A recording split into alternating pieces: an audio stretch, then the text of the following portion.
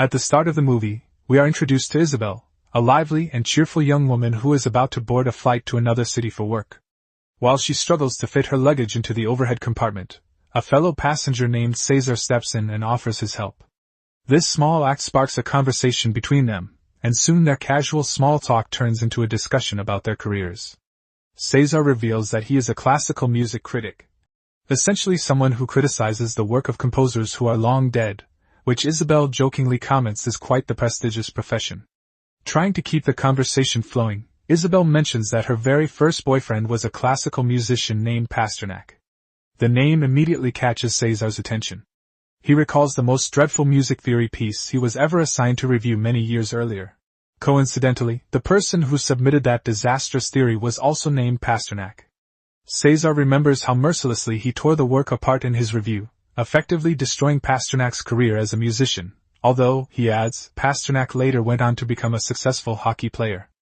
Isabel reacts with visible shock, realizing they are talking about the exact same person. She explains that she was still dating Pasternak at the time the review was published, and remembers how deeply it affected him.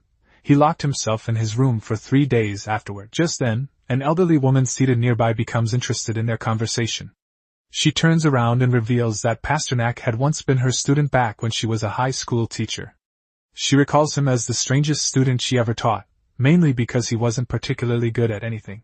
The three exchange stunned looks at this bizarre coincidence, but the chain of strange connections continues. A young man seated a few rows ahead recognizes the old woman as his former teacher. He admits that he used to bully Pasternak during their school years. Cesar begins to see a disturbing pattern and asks the rest of the passengers if any of them know someone named Pasternak.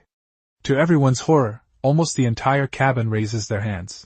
Something is clearly off. Cesar jokingly suggests the obvious explanation: Pasternak is missing his own surprise party.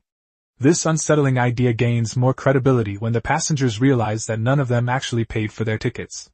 Some won them through lotteries, while others, like Isabel, had their trips arranged by their employers.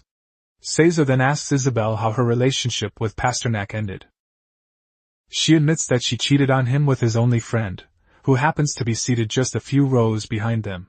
The realization hits everyone at once: every single person on the plane has wronged Pasternak in some way, and he has deliberately brought them together on this flight. Panic spreads throughout the cabin.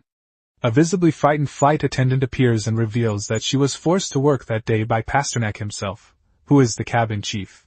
She also shares terrifying news. The pilot stopped responding minutes ago, and the cockpit door is locked.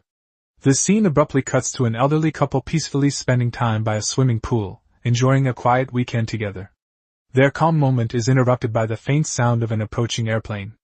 At first they ignore it, but soon they notice the aircraft descending directly toward them, and to wonder what those poor old people might have done to deserve Pasternak's wrath. The second story takes place late at night in a nearly empty roadside diner during a storm. A politician named Juan enters and is greeted by the only waitress on duty, Moza. From the moment he sits down, Juan behaves rudely and condescendingly, mocking her competence while placing his order. Furious, Moza storms into the kitchen and vents her hatred for the man to the diner's owner, Alexis. At first, Alexis assumes it's just because Juan is unpleasant, but Moza explains it goes much deeper. Years earlier, Juan worked as a debt collector in Moza's hometown. He tricked her father into an overwhelming debt that ultimately led to his death. Less than 2 weeks later, Juan even attempted to seduce Moza's grieving mother, offering her money. As a result, Moza and her mother were forced to leave their village and start over in the city. When Moza says she wants to confront Juan, Alexis proposes a far more extreme solution: poisoning him. Moza is horrified and asks if she's serious. Later, Moza returns to Juan's table to check on him, and he asks her to critique his election campaign poster. That's when she realizes he's running for mayor. Alexis insists this makes killing him even more justified, arguing it would be a public service. She also mentions that prison wouldn't be so bad, certainly better than spending her life running a diner. Despite this, Moza refuses to murder anyone. When Moza brings Juan his meal and then returns to the kitchen, she discovers Alexis has already poisoned the food without telling her. They watch anxiously as Juan eats, but nothing happens. Alexis wonders aloud whether the poison has expired, and whether expired poison is stronger or weaker. Moments later, Juan's young son arrives and joins him at the table. Terrified, Moza rushes outside and throws the remaining food at Juan, but it's too late. His son has already eaten some. Juan explodes with rage and lunges toward Moza, prepared to kill her. Thinking quickly, Alexis intervenes and stabs him to death. The slogan, "The customer is always wrong," takes on a literal meaning. Moza, covered in Juan's blood, struggles to stand. In the final scene, paramedics attend to Moza and Juan's son while Alexis is taken away by the police. She shows no regret and seems almost relieved to be going to prison. After all, she believes it's still better than being a politician. The third story unfolds on an isolated, desolate highway. A wealthy, arrogant businessman named Diego is driving alone when another car aggressively cuts him off. Enraged, Diego shouts racist insults and flips the driver off. A few miles later, fate intervenes. Diego gets a flat tire and is forced to stop near a bridge. He struggles to fix the tire, but his car refuses to start. Eventually, he calls a mechanic who says he'll arrive in 30 minutes. Almost immediately afterward, Diego spots the same car approaching. Anticipating revenge, he locks himself inside his vehicle. The other driver, named Mario, parks in front of Diego and deliberately crashes into his car. Mario then smashes the windshield with a hammer, humiliates Diego further by defecating and urinating on the car, and finally drives away. Moments later, Diego's car suddenly starts working again. Consumed by fury, Diego chases Mario and rams his car, sending it over a cliff. He drives off, believing the ordeal is over. However, Mario survives and climbs back up, chasing Diego on foot. Unexpectedly, Diego makes a U-turn, intending to run Mario down, but loses control and crashes off the cliff himself. Now the roles are reversed. Mario attacks Diego, breaking into his car and engaging in a brutal fight. After a long struggle, Mario manages to strangle Diego with a seatbelt and attempts to blow up the car by igniting the fuel tank. Before he can escape, Diego regains control and pulls him back. A mechanic arrives on the bridge just in time to witness a massive explosion and calls the police.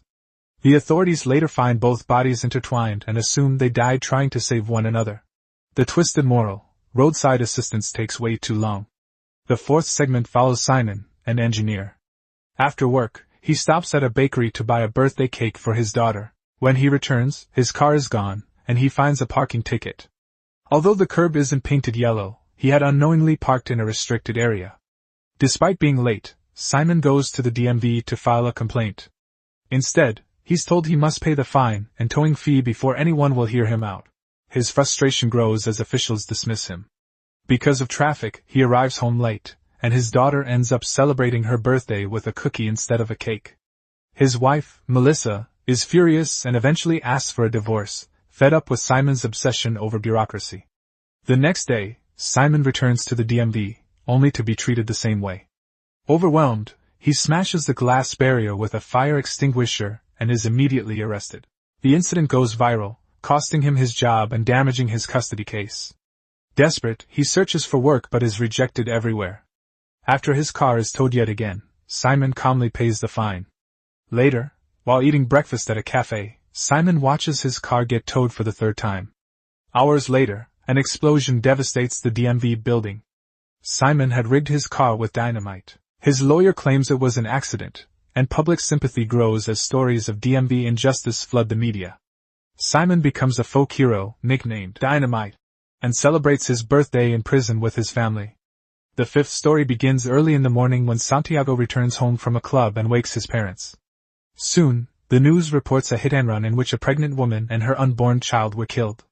Santiago's wealthy father, Ramiro, hires a lawyer and plans a cover-up. Their housekeeper, Jose, is offered money to take the blame. He agrees. However, the sheriff notices inconsistencies and demands more money.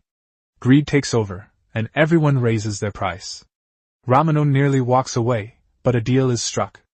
Jose is arrested, only to be beaten to death by the victim's husband in a crowd outside. There is no moral, just tragedy. The final story takes place at a wedding. Romina and Dominic are celebrating when Romina notices Dominic flirting with a coworker. She calls the number and confirms her suspicion: Dominic has been cheating. Furious, she confronts him, storms out, and later sleeps with the chef out of spite. Chaos erupts at the reception, culminating in violence and public humiliation. In the end, after all the madness, Romina and Dominic reconcile in the most twisted way possible, making love on the table meant for their wedding cake as the film comes to a close. Your continued support means so much to us, so please consider subscribing for more great content.